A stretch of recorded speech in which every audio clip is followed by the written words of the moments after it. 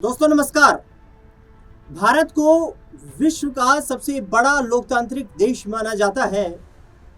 भारत में हर साल कई राज्यों के चुनाव होते हैं और हर 5 साल में यूनियन लेवल पर यानी कि आम चुनाव होते हैं। लेकिन राजनीतिक दलों की तरफ से जो एक दूसरे पर बयानबाजी होती है वो सदियों पुराने मुद्दों को लेकर भी होती है।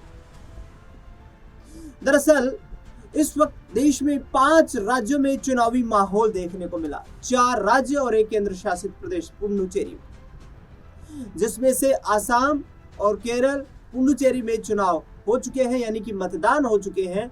लेकिन तमिलनाडु और पश्चिम बंगाल में मतदान आगामी वक्त में 23 अप्रैल और 29 अप्रैल को होने वाले हैं। लेकिन इस दौरान अब राजनेता तो अपनी पार्टियों को बेहतर बताने के लिए उनका गुणगान करेंगे, एक दूसरे की सरकार के वक्त पर रही कमियों को लेकर भी उन पर निशाना साधने की कोशिश करेंगे। पश्चिम बंगाल के विशेष तौर पर विधानसभा चुनाव की यदि बात करें तो वहां पर बीजेपी ने अपनी पूरी ताकत झोंकी हुई है। इसमें कोई दो राय नहीं है कि भारतीय जनता पार्टी पिछले 12 साल में देश की सबसे बड़ी मजबूत राजनीतिक पार्टी 12 साल से बनी हुई है। तमाम मुद्दों, तमाम एंटी इनकम्बेंसी के चलते भी राज्यों में बीजेपी ने लगातार सरकारें बनाई है।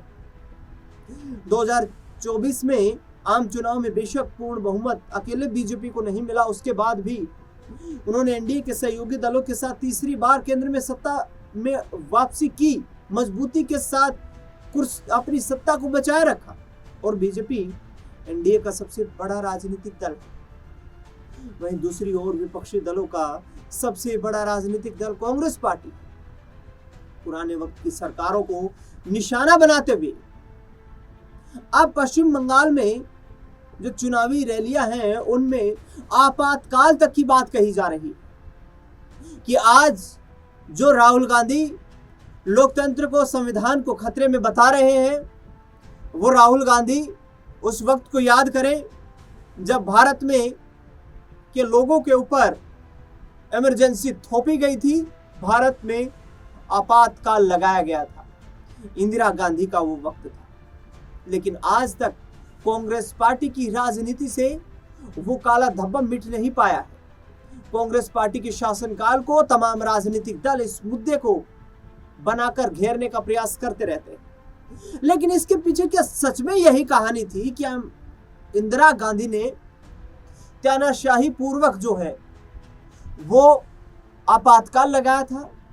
क्या इंदिरा गांधी को सिर्फ सत्ता बचाने की चिंता थी और जिसके चलते इतना बड़ा फैसला ले लिया कि अनुच्छेद 352 में जो संविधान में जो प्रावधान है कि राष्ट्रपति देश के आंतरिक माहौल को देखते हुए आपातकाल जैसा बड़ा फैसला ले सकता है, क्या संविधान के उस प्रावधान का सही इस्तेमाल किया गया या दुरुपयोग हुआ?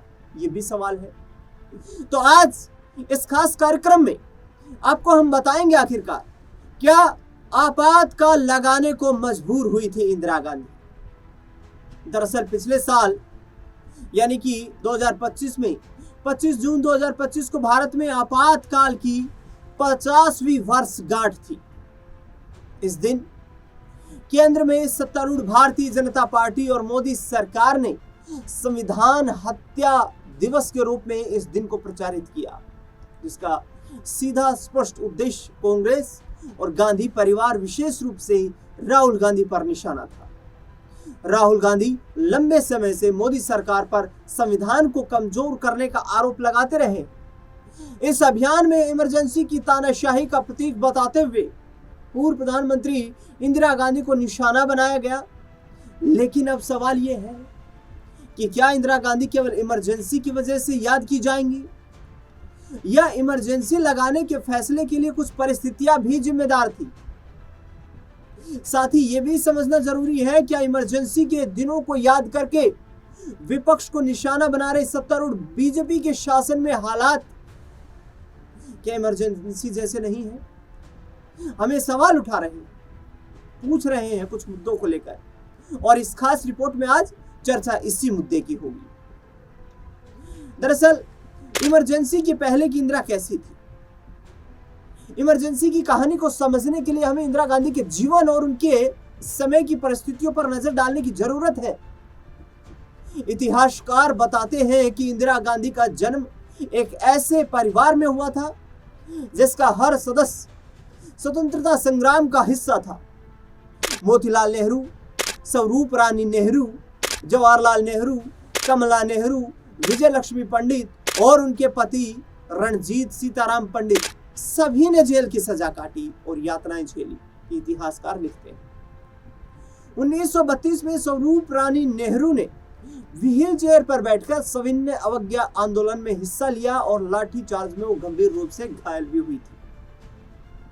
इंदिरा ने बचपन से ही स्वतंत्रता संग्राम की हवा में सांस ली। उन्होंने वानर दल बनाकर बच्चों को संगठित किया और 1942 में अपने पति फिरोज गांधी के साथ जेल में ही अपना 25वां जन्मदिन मनाया। आजादी के बाद जवाहरलाल नेहरू ने इंदिरा गांधी को कोई विशेष राजनीतिक पद देने से परहेज किया। वे कुछ समय के लिए कांग्रेस अध्यक्ष रही, लेकिन जवाहरलाल नेहरू ने लाल बहादुर शास्त्री को अपना राजनीतिक उत्तराधिकारी चुना। शास्त्री की मृत्यु के बाद 1966 में इंदिरा गांधी कांग्रेस संसदीय दल में के चुनाव में मोरारजी देसाई को हराकर भारत की पहली महिला प्रधानमंत्री बनी। इंदिरा गांधी की नीतियां और विवाद चर्चाओं में रहते। इंदिरा गांधी ने अपने शासनकाल में समाजवादी नीतियों को बढ़ावा दिया, जो समता और पूंजीवादी शक्तियों के लिए चुनौती बन गई। 14 बैंकों का राष्ट्रीयकरण, जमींदारी उन्मूलन, पूर्व राजघरानों के विशेष भत्तों को समाप्त करना और सार्वजनिक क्षेत्र को बढ़ावा देना उनके प्रमुख कदम थे। इन नीतियों ने भूमिहीन दलितों और गरीबों को जमीन के पट्टे दिए और सामाजिक समानता को बढ़ावा दिया। इंदिरा गांधी के इन बड़े फैसलों ने दक्षिणपंथी और पूंजीवादी तबके को नाराज कर दिया। 1969 में कांग्रेस का विभाजन हो जाता है। इंदिरा गांधी की गरीबी हटाओ की नीति ने 1971 के चुनाव में उन्हें प्रचंड जीत दिलाई, लेकिन उसी वर्ष दिसंबर में बांग्लादेश मुक्ति संग्राम में भारत की जीत ने इंदिरा गांधी को वैश्विक स्तर पर मजबूत राजनीतिक नेत्री के तौर पर स्थापित किया। 93,000 पाकिस्तानी सैनिकों का आत्मसमर्पण इतिहास में एक अभूतपूर्व घटना थी। इमरजेंसी निश्चित तौर पर लोकतंत्र पर हमला था, लेकिन यह अचानक लगा फैसला नहीं था। इसे लागू करने के पीछे कई कारण थे, जैसे कि इलाहाबाद हाईकोर्ट का फैसला। 12 जून 1975 को इलाहाबाद हाईकोर्ट ने इंदिरा गांधी के 1971 के रायबरेली चुनाव को अवैध घोषित कर दिया। जस्टिस जगमोहन लाल सिन्हा ने उन्हें 2 छोटे मोटे आरोपों में दोषी पाया, जैसे उनके भाषण के लिए ऊंचा मंच बनवाना और उनके चुनाव प्रभारी यशपाल कपूर का सरकारी सेवा में रहते हुए प्रचार करना। कई रणनीतिकारों और टिप्पणीकारों ने इसे ट्रैफिक नियम उल्लंघन जैसा मामूली मामला माना, लेकिन इस फैसले ने इंदिरा गांधी के मन में एक साजिश की आशंका को बल दिया। जयप्रकाश नारायण का आंदोलन 1973 में, गुजरात के नवनिर्माण आंदोलन और 1974 में बिहार के छात्र संघर्ष समिति के आंदोलन ने सरकार के खिलाफ असंतोष पैदा कर दिया। जयप्रकाश नारायण जेपीजी ने कहा जाता है, उन्होंने बिहार के आंदोलन को संपूर्ण क्रांति का रूप दिया। 25 जून 1975 को दिल्ली के रामलीला मैदान में जेपी ने सेना और पुलिस से सरकार की अनैतिक आदेश को न मानने की अपील की, जिसे सरकार ने बगावत का आह्वान माना।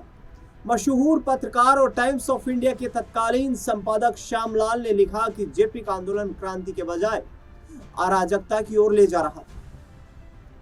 बड़ौदा डायनामाइट कांड जो था, जॉर्ज फर्नांडिस पर उसमें आरोप लगा था कि उन्होंने आपातकाल के दौरान रेलवे पटरियों और सरकारी भवनों को निशाना बनाने के लिए डायनामाइट का उपयोग करने की साजिश रची। 1974 की रेल हड़ताल, जिसका नेतृत्व जॉर्ज फर्नांडिस ने किया, उन्होंने कोयला आपूर्ति रोककर उत्पादन ठप करने की कोशिश की। सरकार ने इसे सत्ता को अस्थिर करने की साजिश माना। CIA और वैश्विक साजिश। इंदिरा गांधी को डर था कि अमेरिका की केंद्रीय खुफिया एजेंसी CIA भारत में उनकी सरकार को अस्थिर करने की कोशिश कर रही। 1973 में चिली में सल्वाडोर ओलेंदे की सरकार को CIA के समर्थन से अपदस्थ किया गया था। इंदिरा ने क्यूबा के राष्ट्रपति फिदेल कास्त्रो से कहा था कि चिली में जो हुआ वही उनके साथ करने की साजिश हो रही।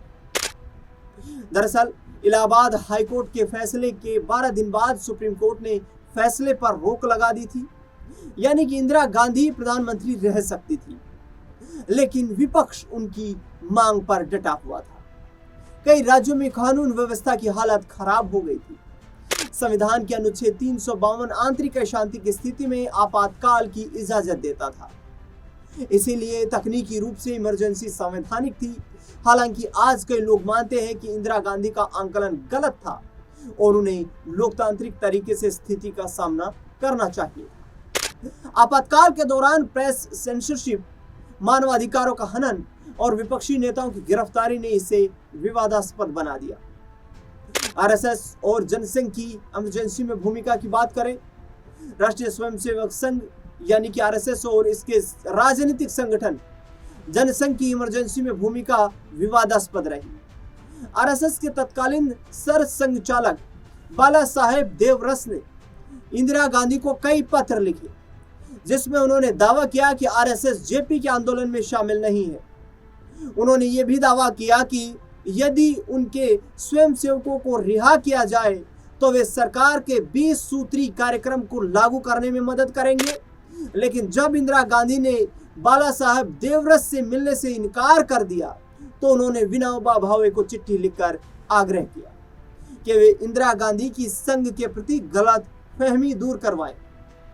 RSS के स्वयंसेवक रहे देशराज गोयल ने इस संगठन पर लिखी अपनी चर्चित पुस्तक में लिखा कि यरवदा जेल में बंद RSS कार्यकर्ता इमरजेंसी का समर्थन करते थे और संजय गांधी की नीतियों का स्वागत करते थे।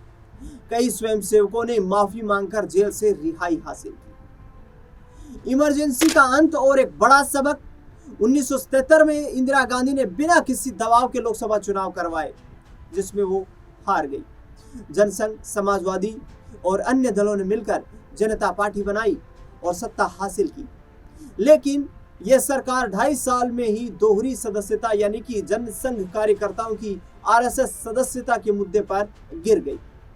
1980 में इंदिरा गांधी ने फिर से प्रचंड जीत हासिल की और जनता ने उनकी गलतियों को माफ कर दिया। इंदिरा ने सार्वजनिक रूप से इमरजेंसी के लिए खेद व्यक्त किया और 1978 में 44वें संविधान संशोधन का समर्थन किया, जो भविष्य में आपातकाल लगाने की शक्ति को खत्म करता था।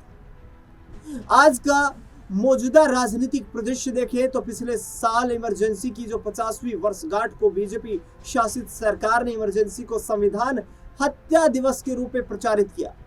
अब यह सवाल उठता है कि क्या वर्तमान में भारत का लोकतंत्र पूरी तरह स्वतंत्र है? क्या मीडिया पूरी तरह आजाद है? क्या नागरिक और मानवाधिकारों का सम्मान हो रहा है?